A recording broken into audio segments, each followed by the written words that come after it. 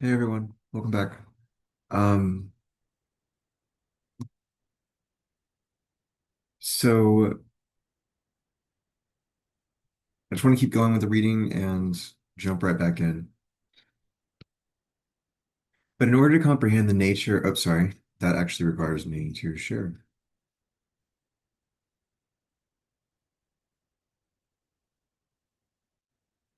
Cool. All right, so we're right there. Um,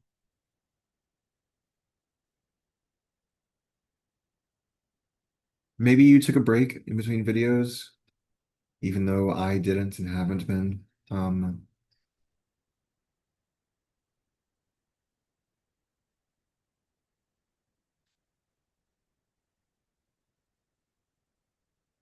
We've been discussing intuition versus analysis, two ways of knowing a thing, the intuition of the of concrete duration, the the intuition of oneself. Um, Elements versus parts, zero and infinity, rationalism and empiricism, um, notes and directions and sketches. We've been discussing language a lot too. I've added some stuff that's not strictly in the text, but still is about the intuition of concrete duration. Um, so,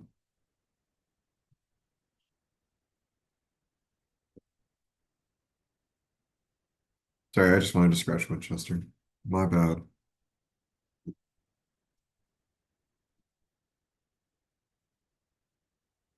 Okay,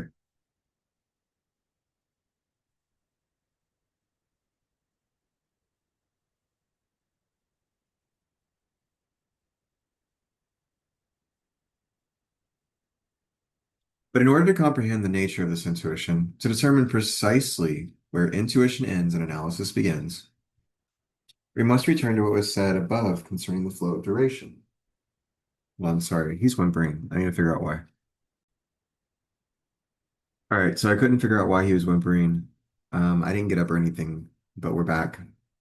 Um, in order to comprehend the nature of this intuition, to determine precisely where intuition ends and analysis begins, we must return to what was said above concerning the flow of duration. It is to be observed that the concepts or schemas to which analysis leads have the essential characteristic of being immobile while under consideration. I have isolated from the whole of the inner life that psychological entity which I call a simple sensation. So long as I study it, I suppose it to remain what it is. If I were to find some change in it, I should say that it was not a single sensation, but several successive sensations. And it is to each one of the succeeding sensations that I should then transfer the immutability at first attributed to the whole sensation. In any case, I shall, by carrying analysis far enough, be able to arrive at elements I shall hold to be immovable. It is there and there only that I shall find the solid base of operations which science needs for its proper development.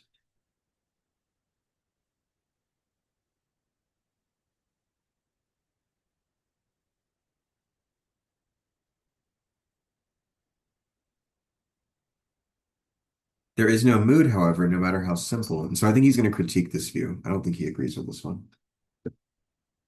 Hold on. Sorry. Hey, everyone. We're back now. I gotta get Sophia. Um, she's being fussy right now. Normally she can't stand for me now it's older, but I just want to, I want her to feel like secure and like I'll be there for her. So giving her extra attention, making her take it. Um,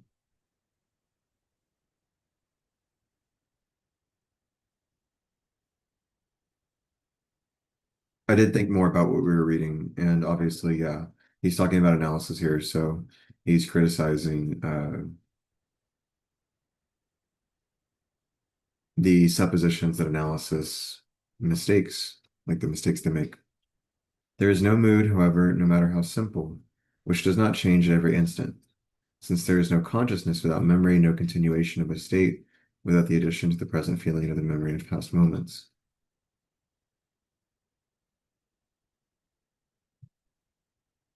That is what duration consists of. She's so big. Inner duration is the continuous life of a memory which prolongs the past into the present. Whether the present distinctly contains the ever-growing image of the past, or whether by its continual changing of quality, it attests rather the increasingly heavy burden dragged along behind one the older one grows. Without the survival of that survival of the past in the present, there would be no duration, but only instantaneity. It is true that if I am criticized for abstracting the psychological state from duration by the mere fact of analyzing it, I shall defend myself against the charge by saying that each of these elementary psychological states to which my analysis leads, is a state which still occupies time. So this is another level of defense that he wants to criticize. So this is not Bergson's position. This is just um,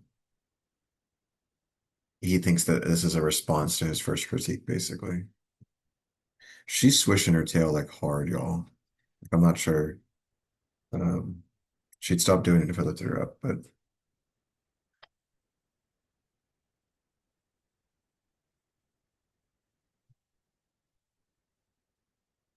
all right.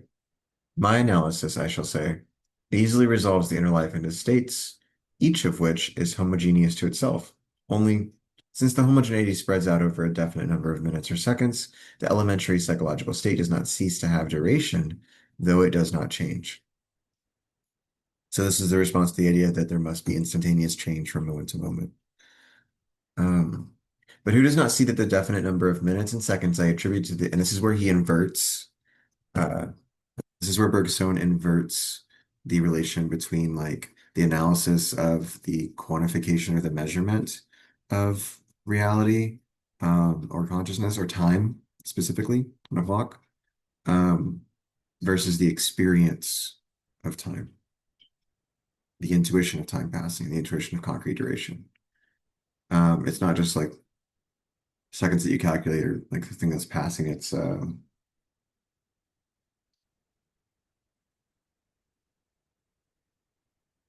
time is an intuition. Let's put it that way. That's very Kantian of me. He's not Kantian, but um, in a way, time is intuition.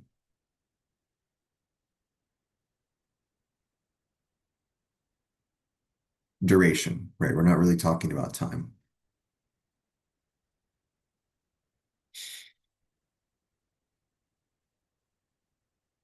Anyway, so what does he say?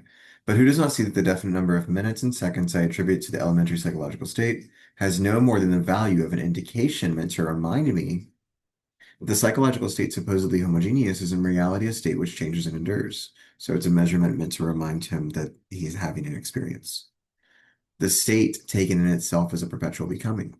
I have extracted from this becoming a certain mean of quality, which I have supposed invariable. I have thus constituted a state which is stable, and by that very fact, schematic. Again, I have extracted becoming general.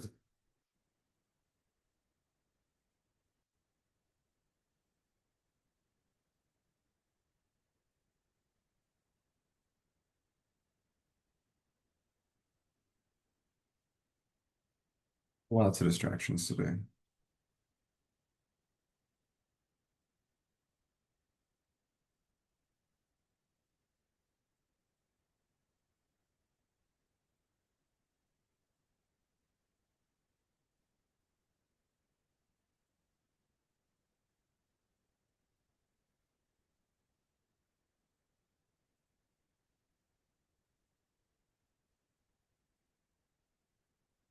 I've extracted becoming in general, the becoming that would no more be the becoming of this than of that. And this is what I've called the time this state occupies. Were I to examine it closely, I should see that this abstract time is as immobile for me as the state I localize in it, that it could flow only by a continual changing of quality, and that if it is without quality, a simple theater of change, it thus becomes an immobile milieu. I should see that the hypothesis of this homogeneous time is simply meant to facilitate the comparison between the various concrete durations, to permit us to count simultaneities and to measure one flowing of duration in relation to another. So the duration that allows a cup to endure versus the duration that allows like a bowl to endure.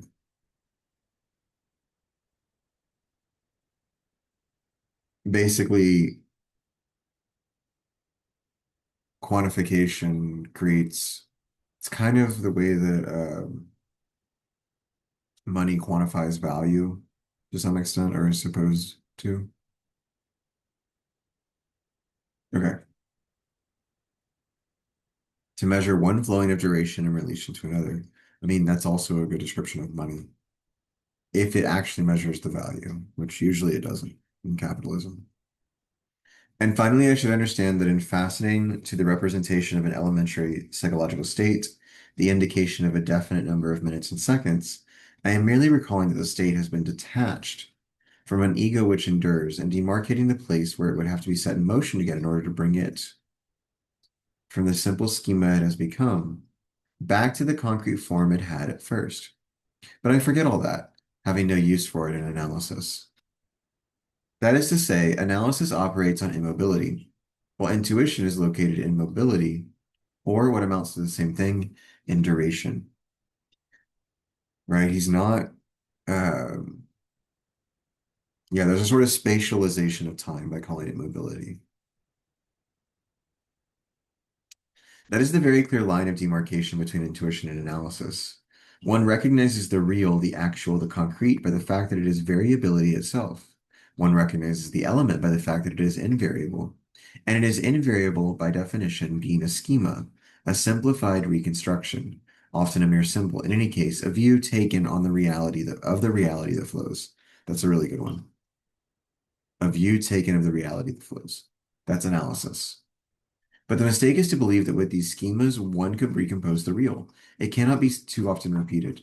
From intuition, one can pass on to analysis, but not from analysis to intuition. With variability, I shall make as many variations, as many qualities or modifications as I like, because they are so many immobile views taken by analysis of the mobility given to intuition. But these modifications placed end to end will not produce anything resembling variability because they were not parts of it, but elements, which is quite another thing. Let us consider, for example, the variability nearest to homogeneity, movement in space. For the whole length of this movement, I can imagine possible halts. They are what I call the positions of the mobile or the points through which the mobile passes. But with the positions where they infinite in number, I shall not make movement. They are not parts of the movement. Um,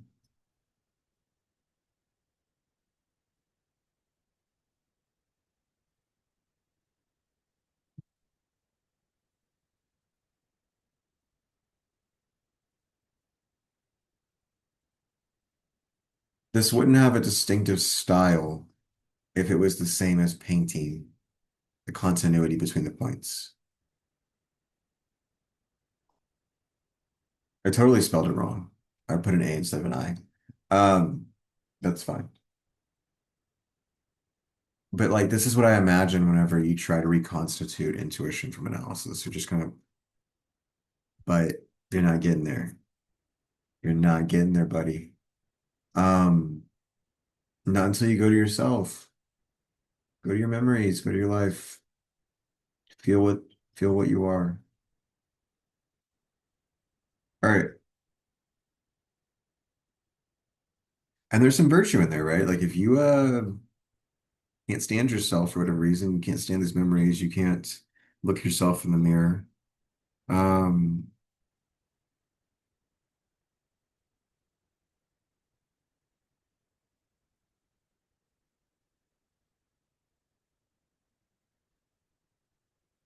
it's interesting. I guess if you can't stand to look yourself in the mirror, then you wouldn't be able to tell true from false. So that's concerning because as people become worse and don't deal with their grief from making mistakes, and yeah, it's coming from a paper that I'm working on about archaic worlding. So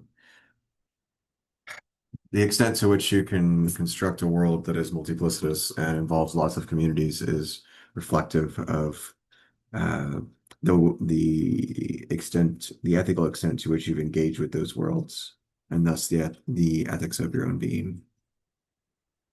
It's far from finished. I don't think I'll finish it this year. I have too much else on my schedule.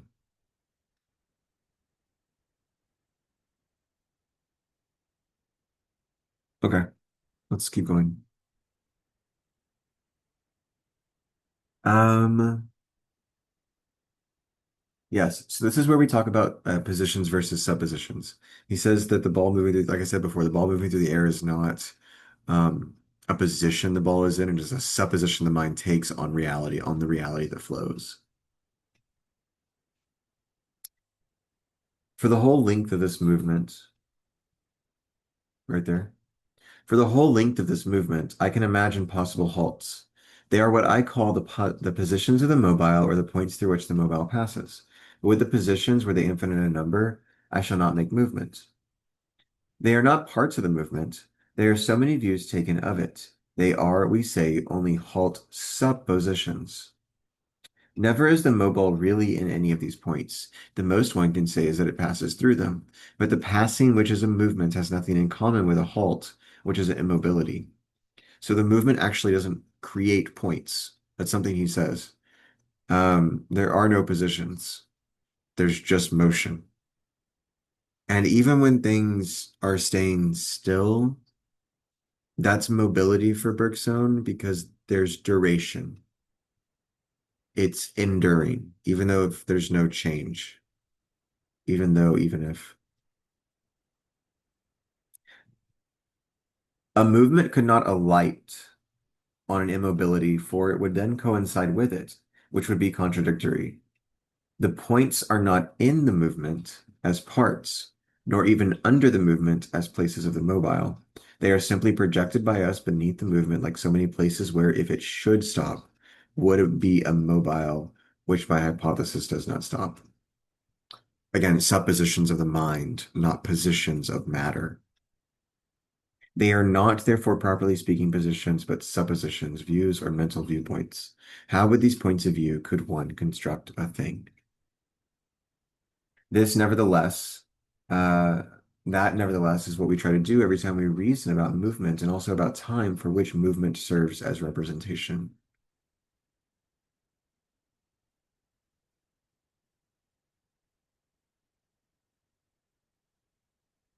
To say that movement serves as representation for time does not mean that concrete duration serves as representation for time. By an illusion deeply rooted in our mind, and because we cannot keep from considering or intuition, right? Time is a representation of intuition. And because we cannot keep from considering analysis as equivalent to intuition, we begin by distinguishing for the whole length of the movement a certain number of possible halts or points which willy-nilly we make parts of the movement. Faced with our inability to recompose movement with these points, we intercalate or interpose, right? It can also mean like a lattice-like geometric structure, a crystalline structure, crosshatches, I think. Like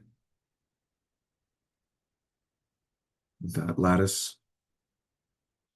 Um,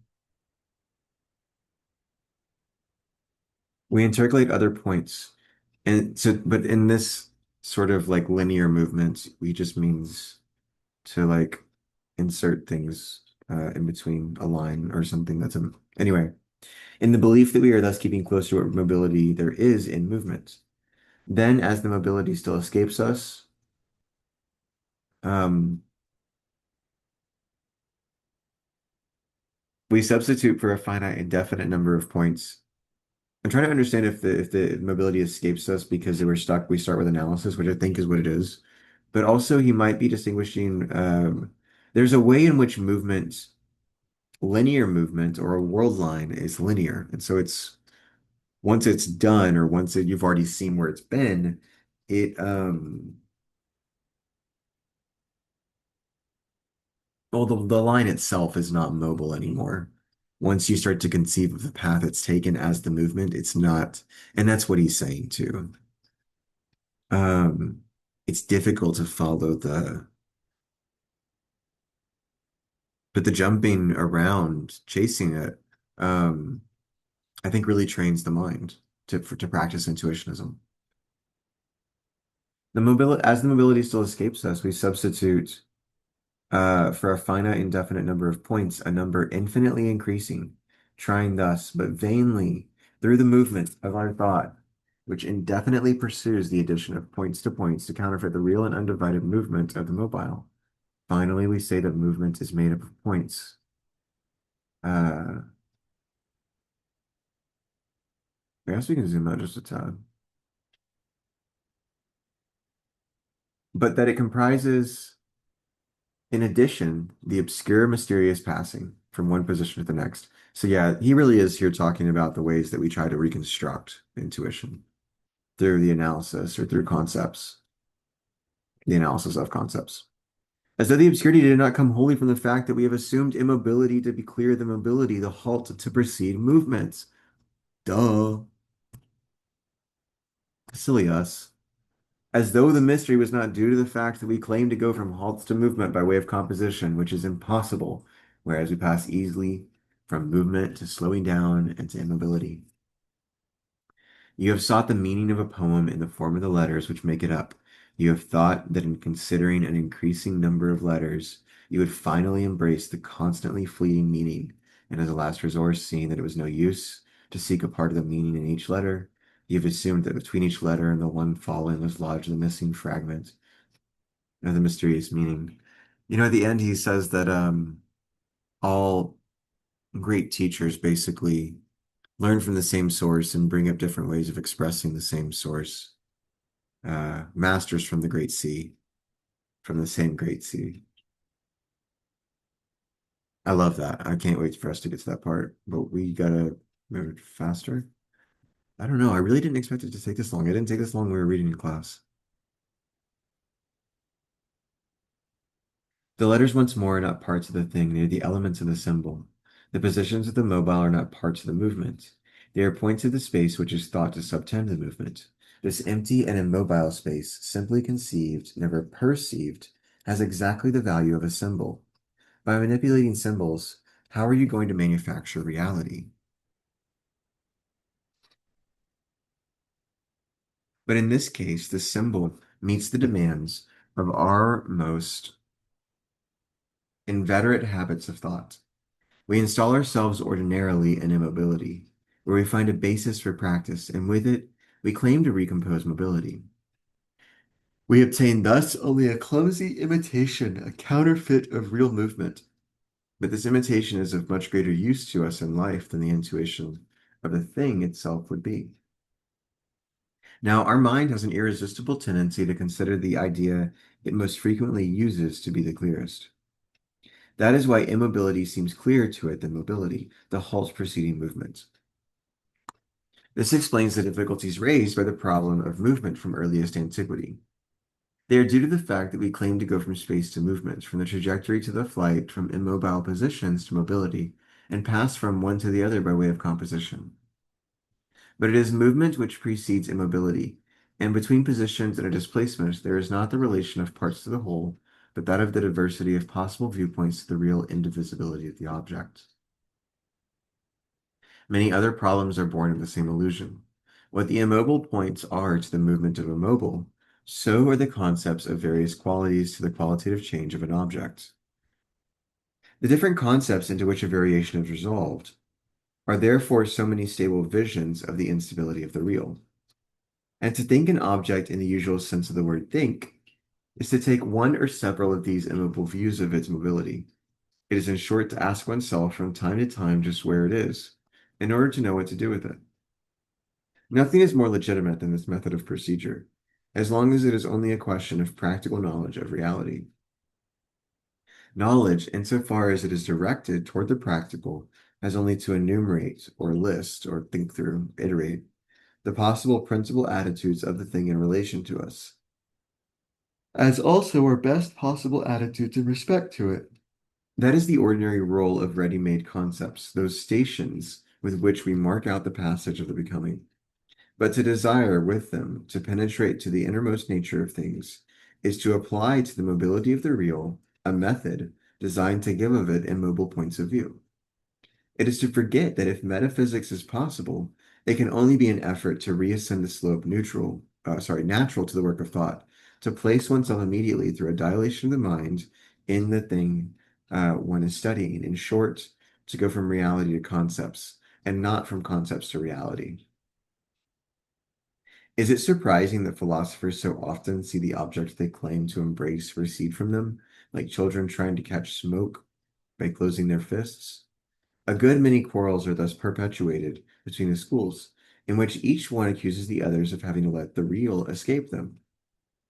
But if metaphysics is to proceed by intuition, if intuition has as its object the mobility of duration, and if duration is psychological in essence, are we not going to shut the philosopher up in exclusive self-contemplation? Will not philosophy consist simply in watching oneself live, as a dozing shepherd watches the running water? To speak in this fashion would be to return to the error I have not ceased to emphasize from the very beginning of this study. It would be to fail to recognize the particular nature of duration, at the same time the essentially active character of metaphysical intuition. It would be to fail to see that only the method of which we are speaking allows one to pass beyond idealism as well as realism, to affirm the existence of objects both inferior and superior to us, although nevertheless, in a certain sense, inferior to us, to make them coexistent without difficulty, and progressively to dispel the obscurities that analysis accumulates around great problems. Without taking up the study of these different points here, let us confine ourselves to showing how the intuition we are discussing is not a single act, but an indefinite series of acts, all doubtless of the same genus, but each one of a very particular species, and how this variety of acts corresponds to the degrees of being.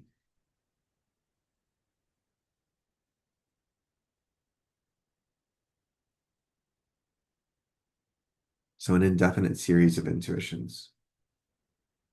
If I try to analyze duration, that is, to resolve it into ready-made concepts, I am certainly obliged by the very nature of the concept and the analysis to take two opposing views of duration. Sorry, one second. All right, we're back. I just took a minute to slow down. Just a little bit further back. Idealism means like everything is mind, and realism, they're just like a classic. The idea that things exist independent of the mind. It's kind of a classic question in philosophy. Do things exist mind independently? Um, I'm fond of the solution to the hard problem of consciousness. How do mind and body interact? How do matter and consciousness interact? How does consciousness emerge from matter? Um, I'm fond of the solution that involves saying that they're identical, and that works well with Bergson. So what he's saying here is that the intuition of concrete duration or metaphysical intuition in general allows you to get past both the reductions of each position, no matter how many different positions you look at. Um, if I try to analyze duration, that is, I was going really fast because I was trying to get through. You can see we're only halfway through, and I'm getting concerned that this is the fifth video.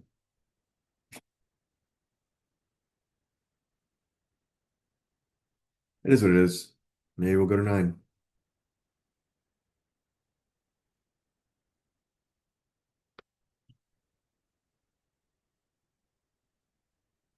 If I try to analyze duration, that is to resolve it into ready-made concepts, I am certainly obliged by the very nature of the concept and the analysis to take two opposing views of duration in general, views with which I shall then claim to recompose it.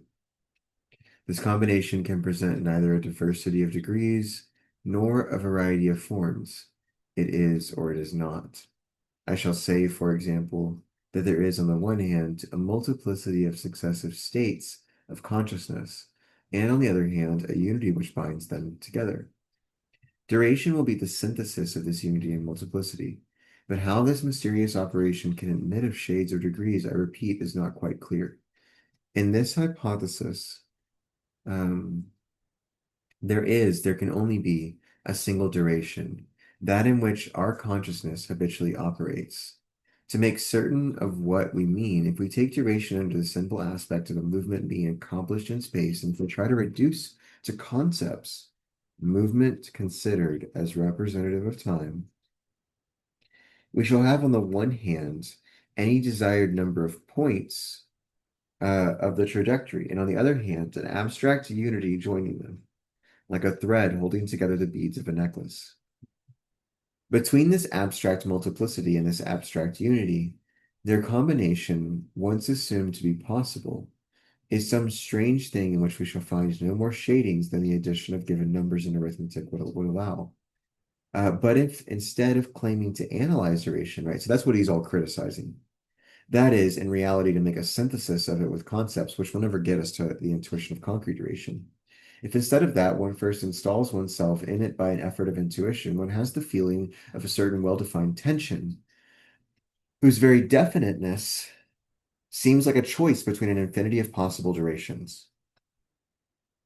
This being so, one perceives any number of durations, all very different from one another, even though each one of them reduced to concepts, that is to say, considered externally from two opposite points of view, is always brought back to the indefinable combination of the multiple and the one. Always brought back to the indefinable combination of the multiple and the one. It's a really good kind of takeaway. Let us express the same idea more precisely. If I consider duration as a multiplicity of moments bound to one another by a unity, which runs through them like a thread, these moments, no matter how short the chosen duration, are unlimited in number.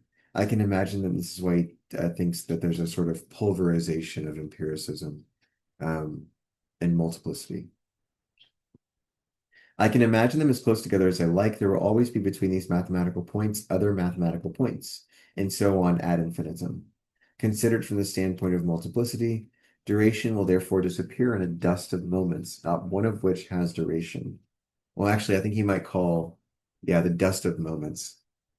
I was thinking of a sheet because of a crystalline structure.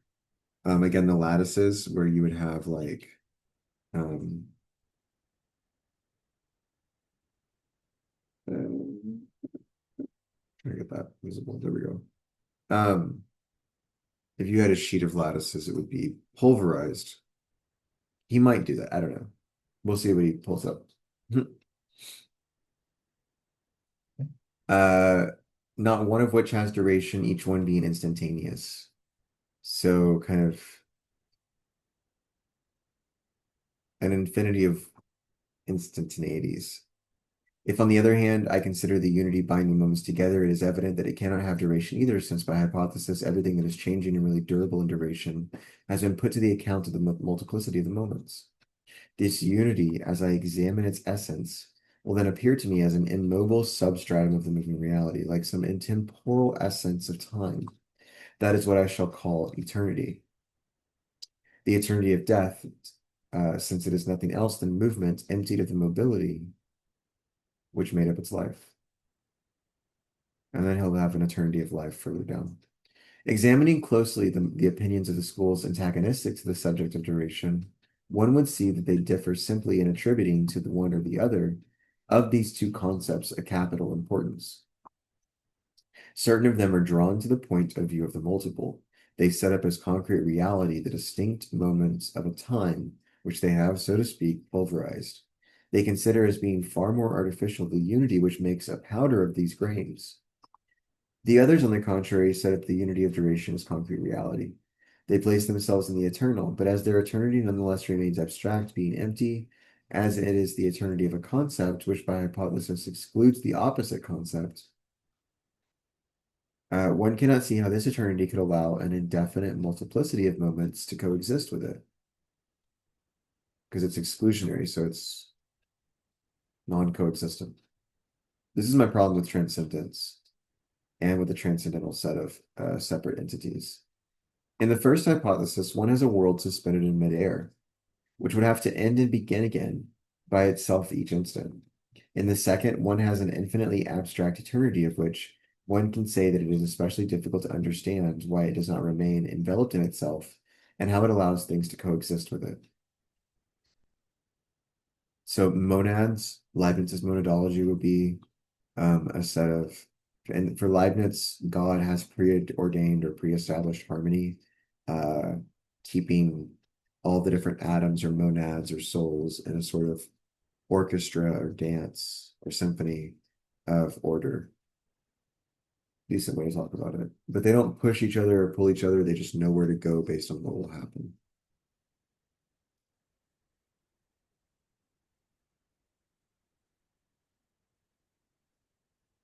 I think we're up here.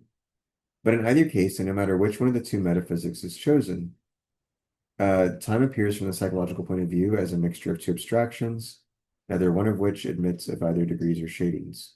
In either system, there's only a single duration which carries everything along with it. A river without bottom and without banks and flowing without assignable forces in a direction one cannot define. Even then, it is a river, and the river flows only because reality obtains this sacrifice from the two doctrines, taking advantage of an inadvertence in their logic.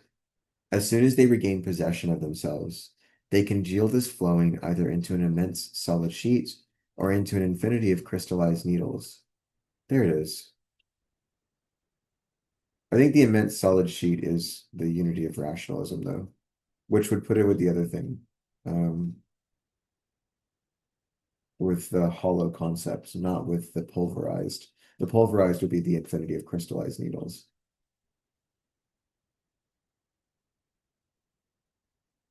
And maybe you think I'm getting this wrong, and maybe it's both, but always in a thing which necessarily participates in the immobility of a point of view. I mean, the intuition seems to say that it's both. It is altogether different if one places oneself directly, by an effort of intuition, in the concrete flowing of duration. To be sure, we shall find no logical reason for positing multiple and diverse durations. Strictly speaking, there might exist no other duration than our own, as there might be no other color in the world than orange, for example. So this is another key aspect of your exam. This is the example of the color orange on a spectrum with red and yellow. And it is also how Bergson really hammers home the movement from my intuition of concrete duration to the concrete duration of, say, I don't know, my phone, or say a handkerchief, or a cup, or light, or my dog, Winchester, who's not in here right now. I just pointed to nothing. Um, or to you, right? And so if orange can feel red and yellow, and my intuition of concrete duration can feel your intuition of concrete duration, then what does that mean about reality? You have to figure that out yourself because the answers to that question and the sort of convictions and commitments that come from that intuition are hard to put into words. Um, or rather, they've been put into words a lot, but they're not explicitly connected to this intuition. And so people don't listen to them.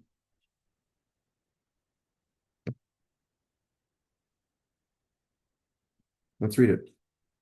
But just as a consciousness of color, which would harmonize inwardly with orange, instead of perceiving it outwardly, would feel itself caught between red and yellow, would perhaps even have beneath the latter color a presentiment of a whole spectrum in which is naturally prolonged the continuity which goes from red to yellow.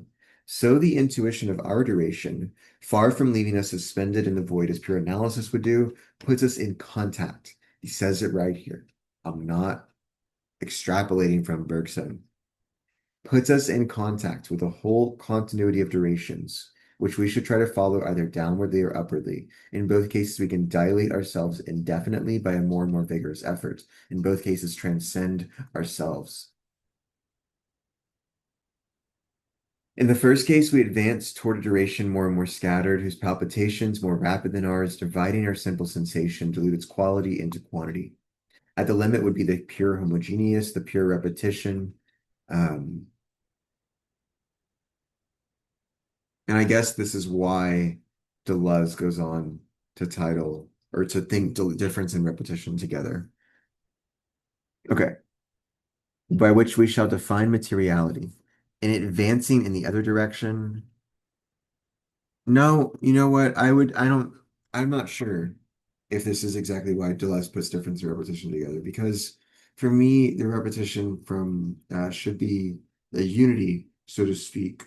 Um, and the differentiation of the difference should be the multiplicity. But maybe the differentiation is the unity process, or is the thing that is constant. The univocity of being is difference, and the repetition is the sameness or the mimesis of the differentiation, or the comparison of what is never truly ever repeated.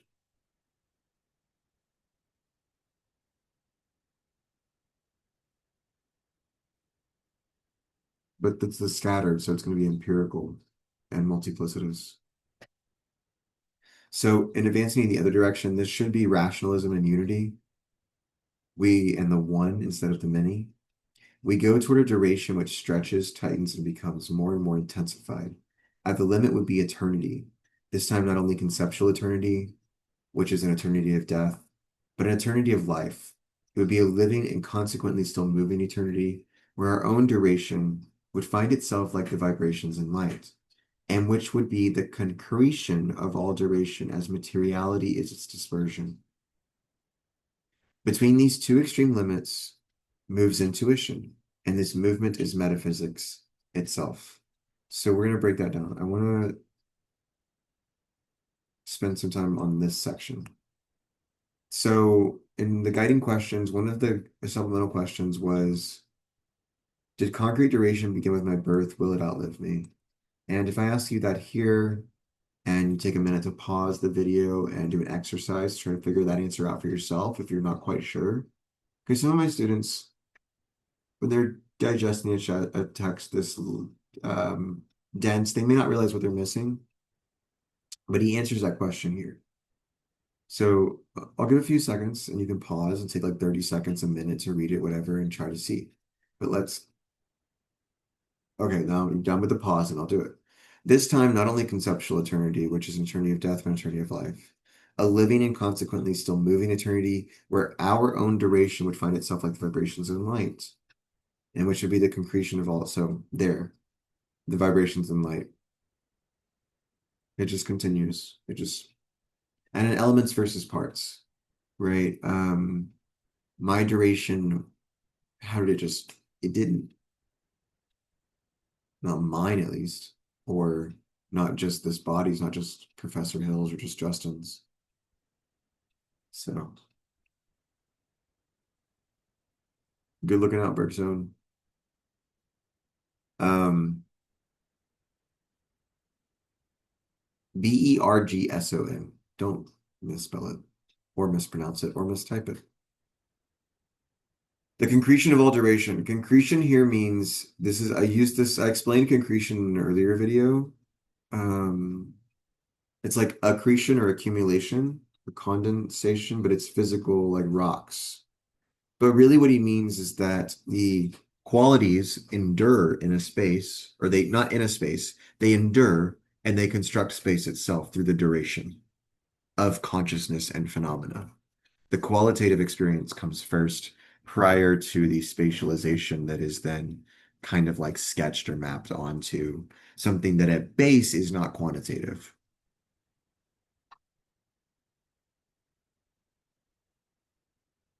All right. And there's another answer to a question between these two extreme limits moves intuition. This movement is metaphysics itself. Between which two extremes does metaphysics operate? So that's going to be it for this video. I'm not quite sure where we are in time. We had some janky stuff at the beginning, and I'm sorry about that. Um, I was kind of out of rhythm. It took some time to process the former recording, and it took me a minute to get back in the headspace of what we were talking about and thinking about, and then some weird pet stuff. Um, but yeah, that should be plenty of time for the title cards. They've probably been up for a minute now while I was apologizing. Thank you so much for being here with me. Um, I hope you're enjoying this and I hope you find it pleasant and beneficial to your life. Fun to think about, good development for your consciousness and for your, um, I guess I would say facility of cognitive processing.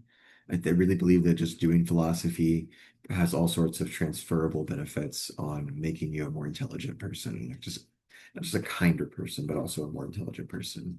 They're not really different, but people forget that kindness I guess that kindness is an intelligence, or that goodness, moral goodness, interpersonal uh, virtue and good intentions and wisdom is intelligence, right? So yeah, and definitely have been doing cards by this point. Bye.